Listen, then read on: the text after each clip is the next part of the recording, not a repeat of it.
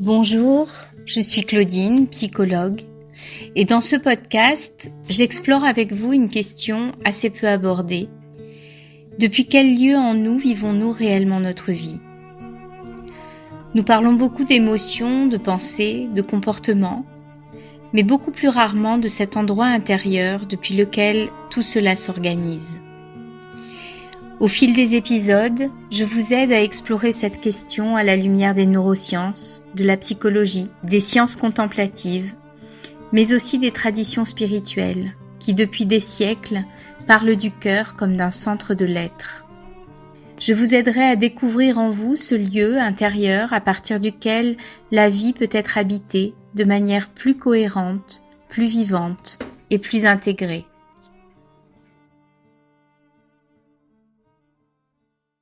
Notre vie intérieure aujourd'hui, elle s'est réduite en très grande partie à de l'activité mentale, qui elle-même, cette activité mentale, est alimentée par notre système de vigilance. Ce système de vigilance, il a une propension naturelle à créer beaucoup de pensées pour pouvoir tenter de contrôler, d'anticiper ou même de ruminer pour repasser en revue ce qui s'est passé. Et donc on peut dire que l'importance de notre activité mentale, c'est le signal fort de la présence d'un système de menace très actif en permanence.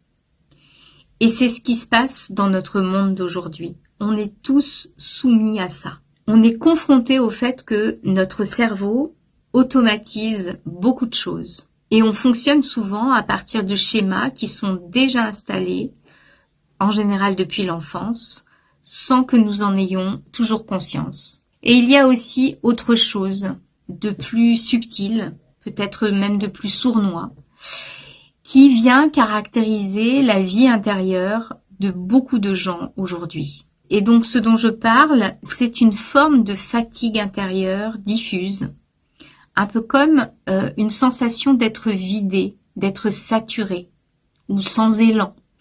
Et ça, on l'observe même chez des personnes dont la vie, objectivement, va bien. C'est quelque chose qui n'est pas lié à la nature des événements. Donc, c'est pas lié à ce qu'on fait, mais beaucoup plus lié à la qualité ou à la nature de notre vie intérieure.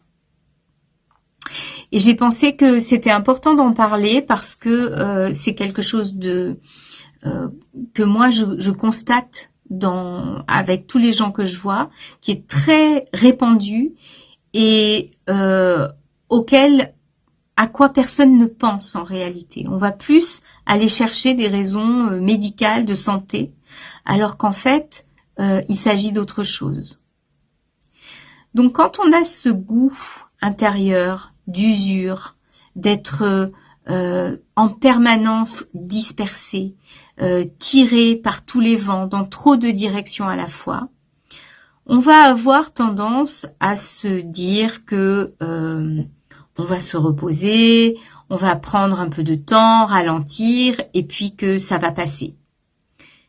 Oui, c'est juste de ralentir, mais c'est pas suffisant parce qu'en réalité, il y a un endroit où il faut changer son rapport à soi-même.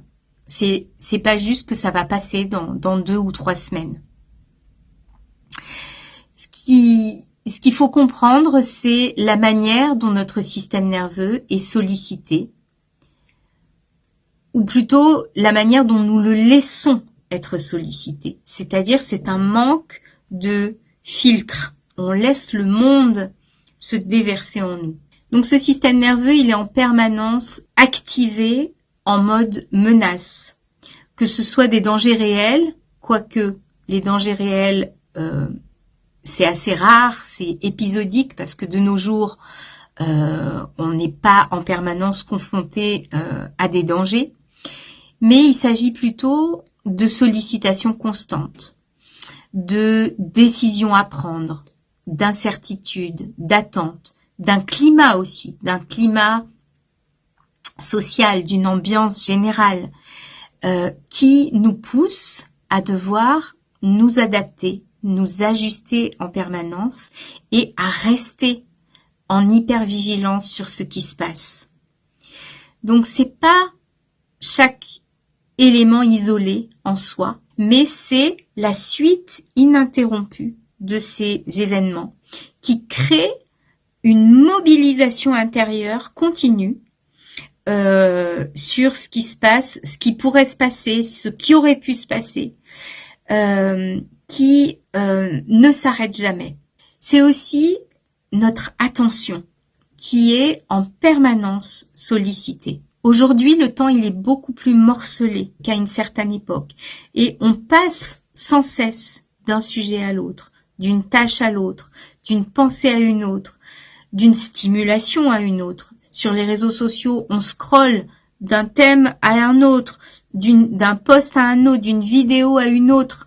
Et ces thèmes-là n'ont absolument rien à voir les uns avec les autres. On va passer d'une vidéo humoristique à l'actualité totalement dramatique, à un truc de développement personnel, etc., etc. Et donc, ça nous demande une énergie colossale dans laquelle notre attention est en permanence fractionnée. Et pour notre système nerveux, c'est une activité, c'est un travail réel et qui est lourd et pesant et très conséquent. Et c'est l'accumulation qui fait tout. Bien sûr, il ne s'agit pas d'un seul événement, mais c'est cette accumulation de micro-tensions, de micro-sollicitations, de micro-réactions, ajustements que nous faisons même à notre insu. Un message auquel il faut répondre, une chose à laquelle il faut penser, tout ça mis bout à bout, ça nous maintient dans un état de mobilisation quasi permanent. Et bien sûr, cet état a un coût.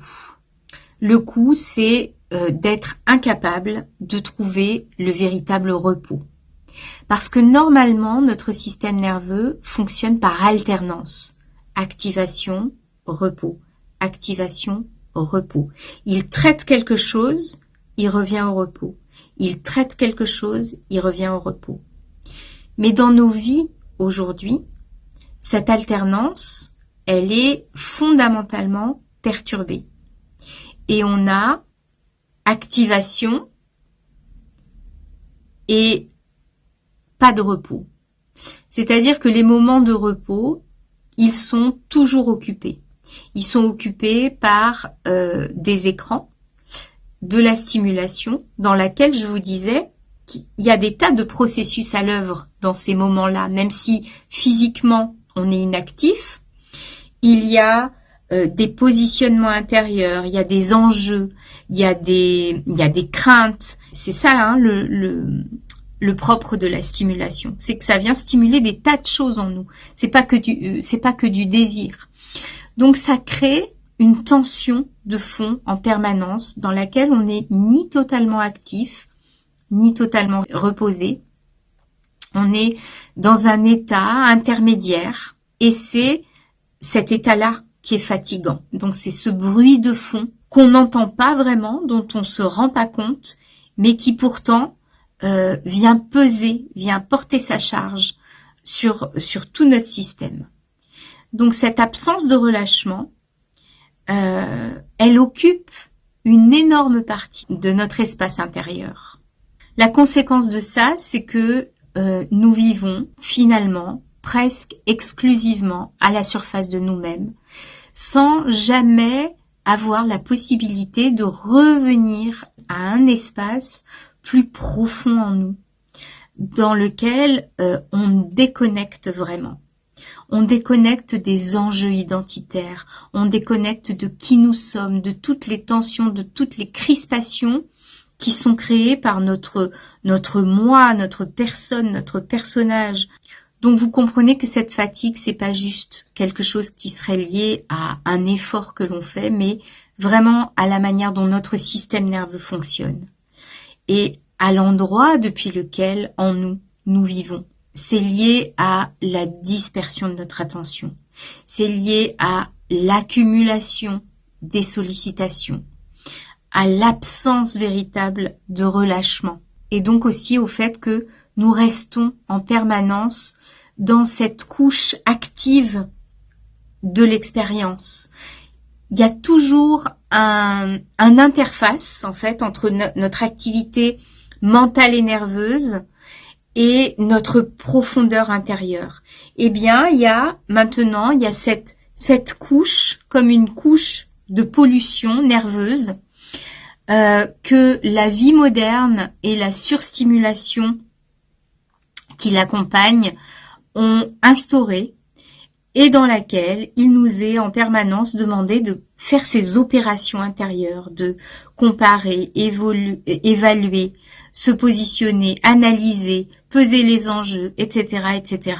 Et donc, la continuité de ces opérations mentales et nerveuses, c'est ça qui crée comme une chape, comme une couche intermédiaire qui nous empêche d'être en contact avec notre profondeur, dans laquelle, là, il est réellement possible de relâcher complètement cette strate de tension et de rester dans notre être, sans enjeu, sans attente, sans pourquoi, sans objectif, d'une manière totalement gratuite.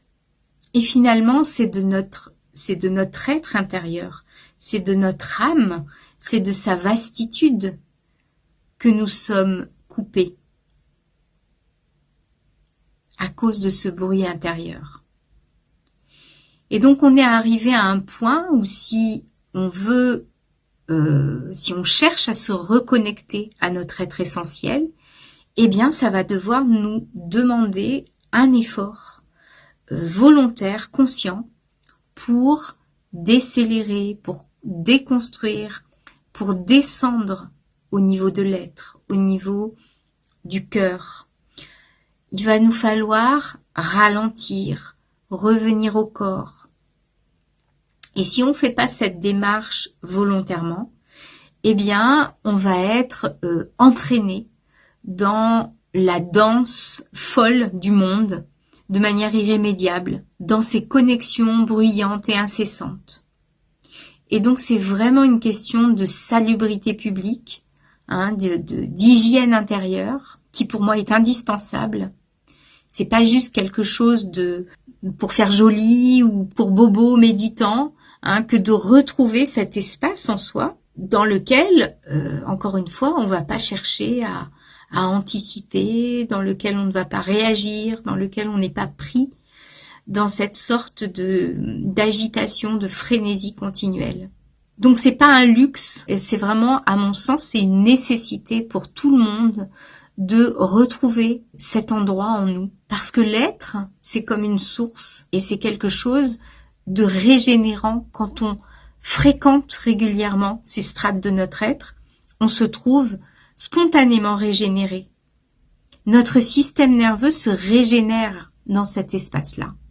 Donc ça change vraiment la perspective de se rendre compte de ce phénomène nerveux, de cette strate qui est là et qui ne nous quitte jamais, parce que la question, c'est plus seulement comment est-ce que je pourrais récupérer de l'énergie parce que je me sens fatiguée, mais ça devient depuis quel lieu en moi est-ce que je vis et quelle est la place que je laisse à la partie de mon être qui n'existe pas dans la pensée, qui n'existe pas dans le mental, dans l'analyse, mais plutôt dans quelque chose de beaucoup plus direct, de beaucoup plus simple, de beaucoup plus immédiat dans mon rapport au monde. Ça passe pas par cette interface permanente de la pensée, dans lequel la vraie détente de l'être, dans la paix et le silence intérieur sont là depuis toujours.